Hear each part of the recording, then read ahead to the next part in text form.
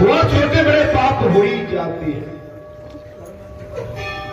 घर के अंदर, गृहस्थी के अंदर, संसार में रहकर छोटे बड़े पाप हो ही जाते हैं। ममता विषमता लाती है, ममता विषमता लाती है, और विषमता पाप है। ममता विषमता लाती है और विषमता पाप है। विषमता क्या है पुजारी जी? विषमता पाप है। अर्थात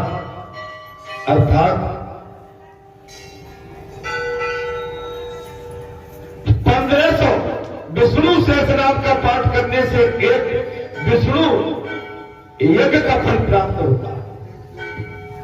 1500 बार विष्णु सहस्रनाम का पाठ करने से एक विष्णु यज्ञ का फल मिलता है। पवित्र तीर्थों में बसकर वही पाठ करो। जैसे बालाजी धाम में मंगलवार निकाल लो, शनिवार निकाल लो, भगवान का कीर्तन करो, संकीर्तन करो, सीताराम का जाप करो, मन को शुद्ध करो, अपनी दृष्टि शुद्ध करो, भाव शुद्ध करो, धर्म मार्ग से जुड़ो, और आकर यहाँ पर सन्मार्ग की प्रेरणा लेकर घर में परिवार में भी सन्मार्ग पर चलने की कोशिश करो। सांसारिक प्रवृत्तियों में लगे रहने पर ठीक तरह से व्यक्ति, ठीक तरह से भक्ति पाना आसान नहीं है।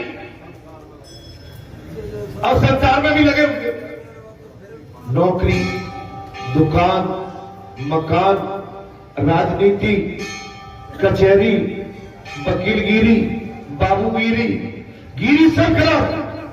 इनसे आपको हमको मुक्ति नहीं मिलती, और ये अंतिम समय तक हमारा पीछा नहीं छोड़ता। घर में तो भगवान के साथ साथ स्त्री, संतान, धन संपत्ति को भी पूजा होती।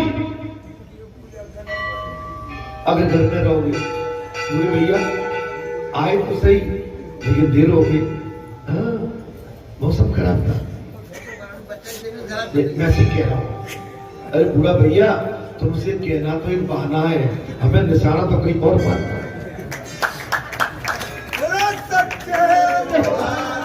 अरे तुम नहीं समझोगे, हम तुम्हारे बीच में बैठे बैठे इतने दिन हो गए, अभी तुम हमको समझ ही नहीं पाए।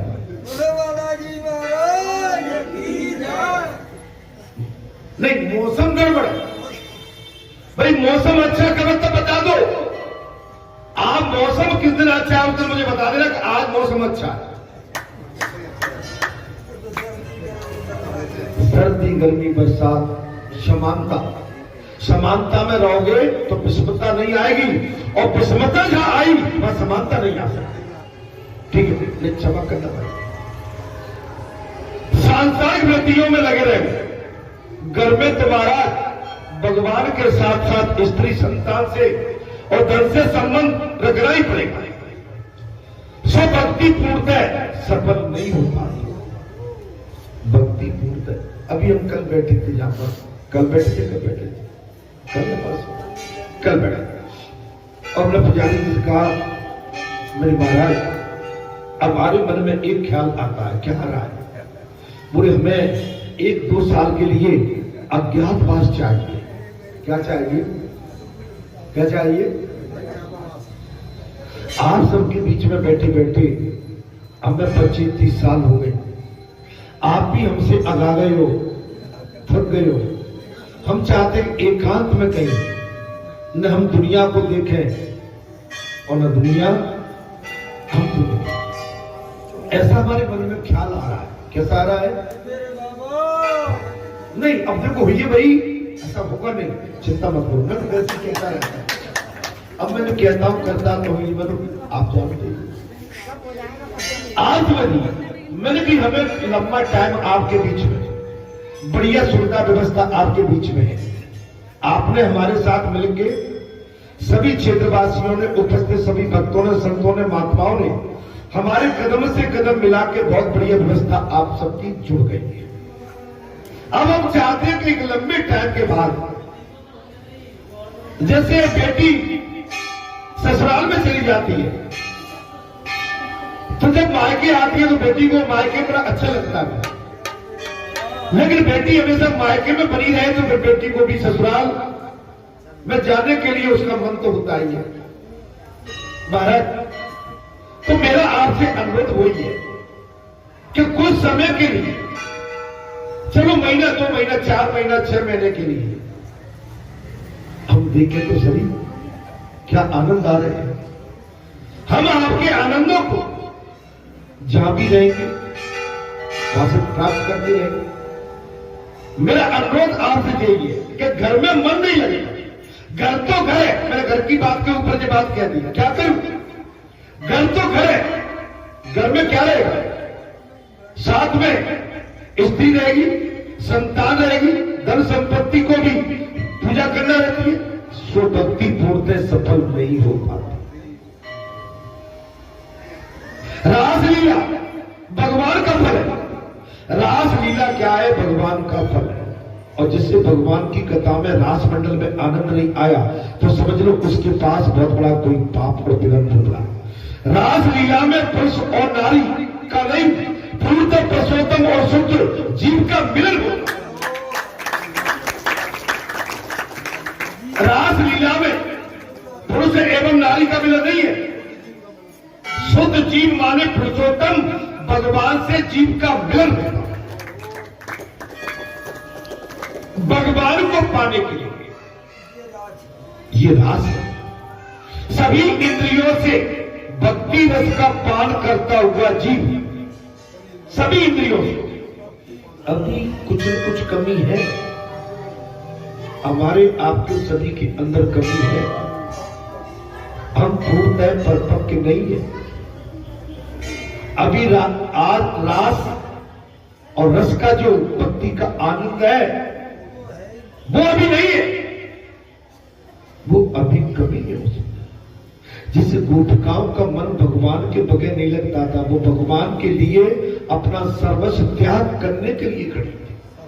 बात तक भगवान के लिए अगर चोट पड़ जाए तो राजा हरिश्चंद्र की तरह सब कुछ त्याग, और जो भगवान के लिए त्याग देते हैं वो अमर हो जाते हैं। वो शरीर गंवाने के बाद, शरीर छोड़ने के बाद मरते नहीं है, अमर हो जाते हैं। जैसे राजा हरिश्चंद्र, जैसे भक्त प्रहलाद, मीरा, क्या संसार में उनकी गाथा नहीं गाई जाती? क्या आपके हमारे प्रिय हनुमान महाराज, इतने बड़े बड़े ऋषि महात्माओं की वशिष्ठ जी, अगस्त जी, मतक ऋषि, हम कितने ऋषियों के गुणगान आपके साथ करें, आपका हमारा कभी वर्ण हो ही नहीं पाएगा। कब? तब सर्वस्व भगवान के लिए त्याग करके और खुले हाथों से इस संसार से विदा होके जाएंगे। दुनिया से आप कभी जा ही नहीं सकते, दुनिया को भुला नहीं सकते। आप समझ लीजिए बात, समझ लो। सभी इंद्रियों से भक्ति रस का पान करता हुआ जो जीव अपना स्त्रत्व, अब बात आ गई, अपना स्त्रत्व या पुत्रत्व भुला दे, वही गोपी है। मैं कौन हूं? मैं स्त्री हूं या पुरुष हूं? जब ये भूल जाएगा तब भक्ति का पक्का रस है। अपना पुरुष तत्व या नारी तत्व, अपना पुरुष तत्व या नारी तत्व यदि याद आता रहेगा तो गोपी भाव नहीं जाएगा। हम सत्संग करते हैं, संतों की शरण में जाते हैं, देव स्थानों पर, पूज्य स्थानों पर पहुंचते हैं, लेकिन लेके बहुत कम आते हैं। वहां पर केवल हम किंतु परंतु शंका के घेरे में, शंका को लेके, और किसी ने थोड़ा सा बहका दिया उस बात को लेके अपने जीवन में चले आते हैं। लेकिन संत ने जो कहा, पूज्य आचार्य जी ने जो कहा, हम उसको ग्रहण न करते हुए उसे भुला दो। ये हमारी सबसे बड़ी कमी है। अगर ये कमी हमारे अंदर पूरी हो गई तो हमारे लिए मार्ग बहुत सुगम, सरल और सहज हो जाएगा। हमें उस अपनी भक्ति के मार्ग से कोई अवरोध या गति रोधक नहीं कर सकते। हम अपने लक्ष्य की प्राप्ति कर ही लेंगे, लेकिन भ्रम डालने वाले पर्पल पे बैठे हैं, आपकी अच्छी बात को भी तोड़ मरोड़ के पेश कर देते हैं। आपकी 99 अच्छाई को आपकी हमारी एक छोटी सी मामूली सी गलती में 99 अच्छाइयों को खत्म करके और लंबी दूरी को खत्म कर लगा। जिस संसार जितना आपको अच्छा दिखता है ये उतना है। उमा कहो मैं अनुभव अपना, सत्य भजन जगत सब सपना। हे उमा, भगवान शंकर कहते उमा मैंने पूरे संसार का अनुसरण किया, अनुसरण किया, परिक्रमा की। मैंने दर दर देखा, दर दर भटका, लेकिन मुझे संसार में कहीं सुख प्राप्त नहीं हुआ। सुख तो केवल भगवान की भक्ति में, भगवान के भजन में। भगवान के भजन के अलावा संसार में सुख है ही नहीं। संसार की दिखता है वो सुख साधन का स्थान नहीं है, वो विलासता का साधन है, वो वासना का साधन है, वो भोग विलास की एक बहुत बड़ी महाराज चक्रव्यूह है, जिसमें जीवन भर और कई जन्मों तक पड़ा रहता है। इससे निकलना है तो राम नाम सुखदाई भजन करो भाई। राम का नाम लेकर भजन करोगे, इससे हमारा आपका सभी का बेड़ा पार हो जाएगा। मनुष्य अपना पुरुष तत्व, नारी तत्व याद आता रहेगा तब तक गोपी भाव नहीं आएगा। इस सर्वोत्तम गोपी भाव में तो अपना देहयान, अपना नारी तत्व या पुरुष तत्व का विस्मरण पर त्यागना पड़ेगा। ये भूलना पड़े, तब गोपी भाव, ये देह भाव शेष होगा तो काम नष्ट नहीं हो सकता। ये देह भाव रहेगा जब तक काम नष्ट नहीं हो सकता। काम भुलाए जाने पर ही गोपी भाव आएगा। जैसे गोपियां भगवान श्री कृष्ण के प्रेम में पागल, जमुना जी के तट पर ऐसे कृष्ण कृष्ण, जल के पात्र जमुना जी के नीर में बह जाते थे, चले जाते थे। गोपिकाएं भगवान श्री कृष्ण की याद में उस संसार का ध्यान नहीं करती थी। अपने प्रभु के लिए गोपिकाओं ने अपना घर परिवार, पति, संतान सब कुछ त्याग दिया। मेरा त्यागने का मतलब है कि उनको भूलना पड़ेगा कि परिवार जो होता है ना संसारी, वो टिल फर्दर है, ओनली आकस्मिक एंड कुछ समय के लिए। टिल फर्दर एंड आकस्मिक माने कैजुअल, एंड कुछ समय के लिए, माने ये लंबे समय के लिए नहीं है। ये लंबे समय के लिए, लंबे समय के लिए आपको अपनी छाप छोड़ना है तो गोपी भाव है।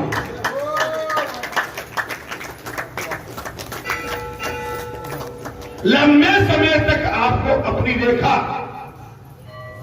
भगवान के चरणों में डालनी है। गोपी भाव बना दो। परमात्मा का इस प्रकार स्मरण करोगे, परमात्मा का भगवान सुखदेव ने कहा, राजन जब परमात्मा का इस प्रकार आप नित्य हर पल हर क्षण स्मरण करोगे कि अपना देहभाव ही नहीं, अपना देहभाव ही नहीं, मैं कौन हूं, मैं क्यों आया? मैं कई तरह से आपसे कह रहा हूं, हमारे पास समय बहुत कम है, लिमिट आ गई। पता नहीं इस संसार को त्याग के कब हमको भागना पड़ेगा।